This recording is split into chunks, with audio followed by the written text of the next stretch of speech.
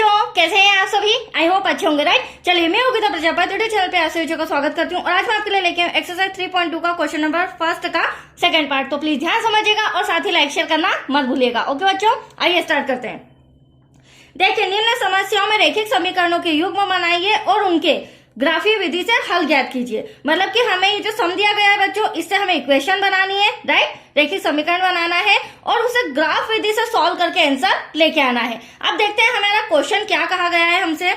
5 pencil तथा 7 कलमों का मूल्य 50 रुपए है, जबकि 7 पेंसिल तथा 5 कलमों का मूल्य 46 रुपए है। तो एक पेंसिल का मूल्य तथा एक कलम का मूल्य हमें ज्ञात करके बताना है। तो देखो, मैंने पहले भी आपको समझाया है, जो हमें क्वेश्चन किया जाता है बच्चों, पेंसिल का मूल्य उसे हम x मान लेंगे और कलम का मूल्य इसे हम y मान लेंगे। मतलब कि मैंने 2 लाइन रिटर्न भी लिखी, आप देख सकते हैं। माना कि एक पेंसिल का मूल्य बराबर x रुपए, माना कि एक कलम का मूल्य बराबर y रुपीज। यहां तक कोई डाउट आपको?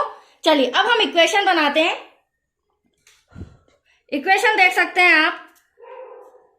5 पेंसिल, तो पेंसिल को हमने क्या माना है 5, 5 पेंसिल और 7 कलमों का मूल्य, कलम को हमने y माना है। इन दोनों का मूल्य, मतलब इन दोनों को जब खरीदा तो टोटल कितने रुपए का खर्चा आया? 50 रुपए का। तो प्लस का साइन आएगा, राइट। Equation number first. अब क्या कहना है बच्चों, सेकेंड लाइन में 7 पेंसिल और 5 कलमों का मूल्य। तो 7 पेंसिल है तो x आ जाएगा, 5 कलम है तो y आ जाएगा। इक्वल टू में कितने रुपए लग रहे हैं? Total 46 rupees. यह हो गई हमारी इक्वेशन नंबर सेकेंड। अब देखो, हमें करना क्या होगा, हमें पहले ही बोल रखा है ग्राफ विधि से इसे सॉल्व करके बताना है, राइट। तो ग्राफ विधि से सॉल्व करने के लिए हमारे पास x के भी 2 मान होना चाहिए और y के भी हमारे पास 2 मान होना चाहिए। तो 2 मान निकाल रही हूं मैं, क्योंकि जब तक हमारे पास इनके मान नहीं आएंगे तब तक हम ग्राफ में इन बिंदुओं को नहीं शो कर सकते हैं, राइट। तो चलिए, समीकरण 1 से यहां पर समीकरण 1 ले लेते हैं। कितना है? 5x plus 7y equal to में 50। अब ध्यान से समझिएगा बच्चों, ये हमारी इक्वेशन है। यहाँ पर या तो मैं x की वैल्यू चेंज कर सकती हूँ या y की, आपके ऊपर भी डिपेंड करता है। लेकिन ऐसी संख्या लेना कि 50 से प्लस माइनस इंटू डिवाइड हो सके, और इस तरह की संख्या लेना कि डिवाइड में आंसर हमारा नहीं आना चाहिए, राइट, सिंपल आना चाहिए। वो भले माइनस में होगा तो भी चलेगा। तो चलिए, यहाँ पर हम मान लेते हैं, माना y का वैल्यू मान लेते हैं, क्योंकि 5 डिवाइड हो सकता है। आप देख सकते हैं ये इंटू में है 5, तो हम x को ना चेंज करते हुए y को चेंज कर लेते हैं। और 5 इंटू का है तो आगे चल के ये इससे डिवाइड हो सकता है, तो y की चेंज करते हैं। y इक्वल टू हम ले लेते हैं यहाँ पर 0। देखिए किस तरह से ब्रैकेट में आ गया 0 इक्वल टू 50। 5x ऐसा का ऐसा, 7 में यहाँ 0 का मल्टीप्लाई होगा तो एटलीस्ट क्या आएगा? 0 इक्वल टू 50। अब हमें तो x चाहिए, राइट। हमें क्या चाहिए? हमने जैसे y का मान रखा है यहाँ पर, तो हमें x का मान चाहिएगा। तो इंटू का 5 कहाँ जाएगा बच्चों? डिवाइड में, कैंसिल करेंगे तो 10। तो x इक्वल टू क्या आया? 10। देख रहे हैं आप? यहाँ तक कोई डाउट? तो हम मैंने जो टेबल बनाई है उसमें हम रिटर्न भी कर लेते हैं। ये समीकरण फर्स्ट की, समीकरण सेकेंड की। अब समीकरण फर्स्ट में हमने y का मान 0 रखा है। ध्यान से देखिएगा, y का मान क्या रखा है? 0। तो हमारा x का मान कितना आ गया? 10 आ गया। अब एक मान तो हमने समीकरण 1 का निकाल लिया, अब दूसरा मान मतलब दूसरा बिंदु भी हमें निकालना है। तो चलिए यहीं पर समझ लेते हैं हम। देखिए, वापस से मैं रिटर्न कर रही हूँ। समीकरण 1 5x plus 7y equal to में 50। अब मान लेते हैं यहाँ पर, अब y की वैल्यू यहाँ पर मानी है तो यहाँ पर भी y की वैल्यू मानेंगे। y इक्वल टू, यदि हम 10 ले लेते हैं, सपोज मैंने 10 लिया तो 70 हो जाएगा, उधर माइनस करेंगे 20 हो जाएगा और 5 से वो डिवाइड हो सकता है, राइट। तो ऐसे समझ के आपको भी इसी तरह से, जिस तरह से मैं ले रही हूँ इसी तरह से आपको भी डिजिट लेनी होगी, ताकि सॉल्व करने पर इजीली हमारा x का मान आ जाए। ब्रैकेट में 10 equal to 50, 5x plus multiply करेंगे 70 इक्वल टू 50। अब देखिए 5x तो यही रहेगा, प्लस का 70 उधर जाके माइनस का हो जाएगा।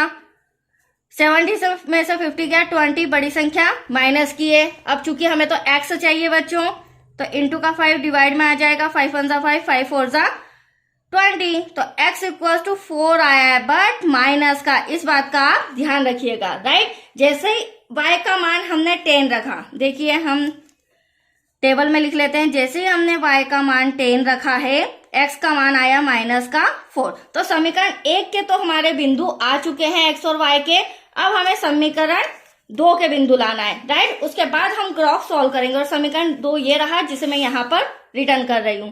तो अब समीकरण 2 है बच्चों हमारा 7x + 5y = में 46। ये रहा हमारा समीकरण नंबर 2। अब क्या करेंगे यहाँ पर हम क्यों ना x का मान चेंज कर लेते हैं, क्योंकि यहाँ पर 5 × y के साथ है और 5 से कहीं ना कहीं से हम कैंसल करेंगे। देखिए कैसे, माना x = 8, राइट। तो 7 मल्टीप्लाई में 8 हो जाएगा प्लस 5y = 46, 7 × 8 = 56 प्लस 5y = 46। देखिए आप जिस तरह से मैंने डिजिट लाया उस तरह से आप देख सकते हैं प्लस का 56 इधर आके माइनस का हो जाएगा और आप देख सकते हैं यहाँ बचेगा 10, बट बड़ी संख्या माइनस की, क्योंकि प्लस माइनस माइनस हो जाएगा। y = -10 इंटू का 5 डिवाइड में हो जाएगा, 5 1 = 5, 5 2 = 10। तो आप देख सकते हैं y = 2 आया है बट माइनस का। तो हमारा समीकरण 2 का भी बिंदु आ चुका है, जिसे हम लिख लेते हैं। जैसे ही हमने x = 8 रखा, y का मान आया -2। That's clear. अब हमें सेकेंड बिंदु निकालना है जिसे मैं यहीं पर सॉल्व कर रही हूं आपके सामने। 7x + 5y = में 46। हाँ, यहाँ पर मानेंगे। एक बात और कह सकती हूँ, जरूरी नहीं है मैं जो डिजिट ले रही हूँ वही आप लीजिए, आप बस मेथड समझिए। अदर डिजिट से भी सॉल्व करेंगे तो भी आपका आंसर आएगा, बट इतना ध्यान रखना कि आपका जो भी आप डिजिट ले रहे हैं उससे सॉल्व करने पर, इक्वेशन सॉल्व करने पर डिवाइड में आंसर नहीं आना चाहिए, नहीं तो ग्राफ आपका नहीं बन पाएगा, राइट। चलिए अब वापस से मैं माना x = यहाँ पर मैं ले रही हूँ 3 7 3 ले लेते हैं, तो 3 7 21 जो कि माइनस हो जाएगा 46 से। तो चलिए ये हो गया 3 प्लस का 5y = 46, 21 प्लस 5y = 46, 5y रहने देते, 46 रहने देते, प्लस का 21 इधर जाके माइनस का हो जाएगा। 5y 6 में से 1 गया, 5 बचा, 4 में से 2 गया, 2 बचा। y = 25 इंटू का 5 डिवाइड में कैंसिल करेंगे, 5 5 = 25। तो आप देख सकते हैं y = 5 आ चुका है। मतलब जैसे हमने x = 3 रखा, ठीक है, हमें बिंदु रिटर्न करना है क्योंकि इसी की जरूरत ग्राफ में पड़ेगी बच्चों। तो जैसे हमने x = 3 रखा, हमारा y का मान आ गया 5। तो यहाँ तक कोई डाउट? ये बिंदु समीकरण 1 और 2 के आ चुके हैं बच्चों। अब इन्हें हम ग्राफ में निरूपित करेंगे, राइट। तो चलिए 50% ग्राफ तो मैंने बना लिया है, जो कि अब मैं आपको ग्राफ समझाने जा रही हूं। तो देखिए ये जो हमारा होता है बच्चों, ये y वाली रो जो 0 से प्रतिच्छेद होते हुए काटते हुए जा रही है, तो ये y निर्देशांक है। बट 0 के ऊपर वाला प्लस y होता है, सिंपल y प्लस वाला, और 0 के नीचे वाला ये होता है y'। आप देख सकते हैं मैं कैमरे में बता रही हूँ। ठीक इसी तरह ये हमारा प्लस का, लेकिन ये जो नीचे वाला होता है y', ये माइनस का होता है। ठीक ऐसे ये हमारा x प्लस का है और इधर वाला x' माइनस का है, राइट। अब चूंकि इस ग्राफ में मैंने 1 2 3 4 क्यों लिया है, यह आपको कब डिजिट लेना है, इस तरह से जब आपके बिंदु जो आ रहे हैं वो 10 से छोटे आ रहे हैं, मतलब वो 100 में आ रहे हो तो हमें 100 का डिफरेंस लेना पड़ेगा। बट ये तो 10 से छोटे हैं, आप दोनों इक्वेशन देख सकते हैं, 10 है और 10 से छोटे हमारे सभी बिंदु है, राइट। तो मैंने 1 1 का डिफरेंस लेके करा। एनी डाउट बच्चों? चलिए अब स्टार्ट करते हैं। अब हमें देखना पड़ेगा equation number first. Equation number first में x जो है वो 10 का है। किसका है? 10 का। ये हमारा x है और 10 प्लस का है, नजर आ रहा है आपको, प्लस का 10 है। तो ये रहा x का 10। अब y का 0, तो y का 0 तो सभी के लिए कॉमन होता है, x के लिए y के लिए, तो y का 0 ये एक बिंदु ये रहा। तो यहां पर हम क्या करते हैं, राउंड अप कर देते हैं इसे, और यहां पर हम हैंड टू हैंड लिख भी देते हैं बच्चों, क्योंकि x निर्देशांक हमारा क्या है, 10 है, और y निर्देशांक क्या है हमारा 0। तो हैंड टू हैंड हमने यहाँ पे इसके बिंदु भी लिख दिए, ठीक है। अब यहाँ तो कोई बनना नहीं है, इसे यहीं रहने देंगे। दूसरा निर्देशांक हमारा है -4, जो कि x का है। तो x का -4 देख रहे हैं आप, ये x' मैंने बताया था, तो x' का ये रहा -4 और y का 10, तो y का 10 आप देख सकते हैं ऊपर की ओर हमें जाना पड़ेगा, ये x का -4 और 1 2 3 4 5 6 7 8 9 10 यहाँ पर 10 की रो में यहाँ इन दोनों का सेंटर बन रहा है, क्योंकि देखो 0 जो होता है उसके लिए कोई सेंटर नहीं बनता, उसके लिए सीधी लकीर होती है, ठीक है, और उसको खींचेंगे भी तो कोई मतलब नहीं है। लेकिन यहाँ पर -4 है और 10 है, तो इन दोनों का सेंटर बन रहा है यहाँ पर। तो अब हमें करना क्या होगा बच्चों, यहाँ पर भी मैं पहले तो बिंदु लिख देती हूँ, -4, 10, ठीक है, x निर्देशांक पहले लिखाता है। अब हमें यहाँ पर भी क्या करना होगा, इस बिंदु से इस बिंदु को मिलाना होगा, तब जाके हमारा समीकरण कंप्लीट होगा। तो देखिए ये रहा हमारा फर्स्ट बिंदु और ये रहा हमारा सेकेंड, ये देखिए दोनों आपको नजर आ रहे होंगे, राइट। अब यहाँ पर मुझे एक रेखा खींचनी होगी जो बिंदुओं को प्रतिच्छेद करते हुए जाती हो। That's clear. हाँ, यहाँ पर हम इक्वेशन भी लिख लेते हैं। इक्वेशन फर्स्ट नंबर, क्योंकि दोनों बिंदु कंप्लीट हो गए, तो इक्वेशन फर्स्ट है हमारी 5x बच्चों, 5x प्लस का 7y इक्वल्स टू में 50। ये हमारी फर्स्ट इक्वेशन कंप्लीट हो चुकी है, राइट। अब हमें सेकेंड इक्वेशन लाना है, तो सेकेंड इक्वेशन के लिए अब 8 जो है वो x का, आप ग्राफ में देख लीजिए, ये हमारा x वाली रो है, x का जो 8 नजर आ रहा है, ठीक है, और 3 जो है, सॉरी 3 नहीं, -2, हाँ -2, 8 तो हमारा x का है और y जो है वो -2 है, तो वो यहाँ आपको नीचे नजर आ रहा है, ये रहा -2।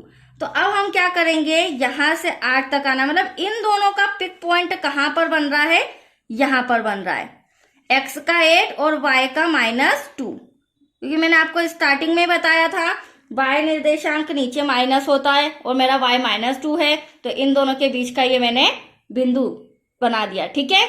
हाँ, यहाँ पर हम लिख भी देते हैं, ये है हमारा 8, -2 बिंदु लिख दिया मैंने। अब देखिए एक बिंदु तो हमारे क्लियर हो गए, अब 3 और 5, तो आप देख सकते हैं 3 हमारा x का ये रहा बच्चों, ध्यान से देखिएगा, x का 3 और y का 5 जो कि प्लस में है, तो हमें यहीं पर ऊपर जाना होगा, 1 2 3 4 5, ये रहा पिक पॉइंट। आप देख सकते हैं यहाँ पर 5 नजर आ रहा है, तो यहाँ पर भी मैं हल्का सा राउंड अप कर देती हूँ, और यहाँ पर बिंदु क्या आ जाएंगे हमारे 3 देन 5।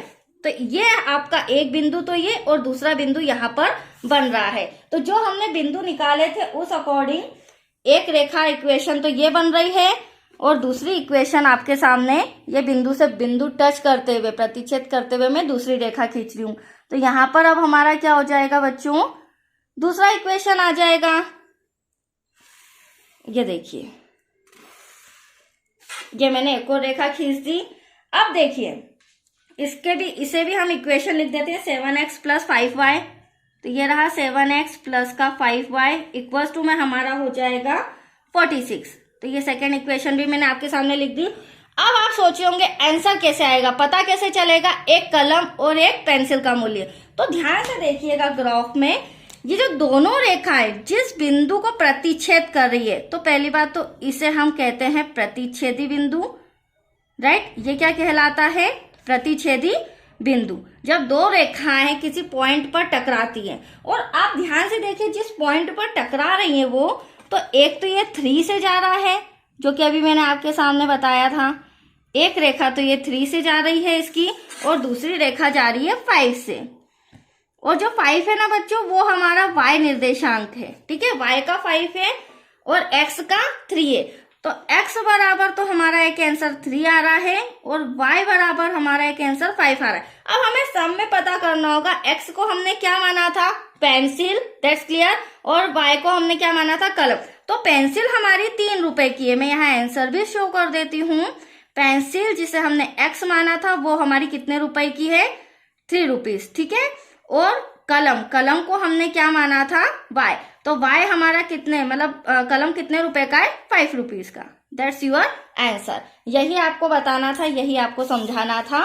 तो ये देख सकते हैं आप, इजीली ग्राफ मैंने पॉइंट टू पॉइंट समझाया, कंप्लीट हो चुका है, और एक कलम और एक पेंसिल का मूल्य भी आपके सामने आ चुका है। तो आया आपको समझ में। चलिए आज के लिए इतना ही, नेक्स्ट क्वेश्चन का वीडियो आपको कल मिलेगा। ओके बच्चों, थैंक यू।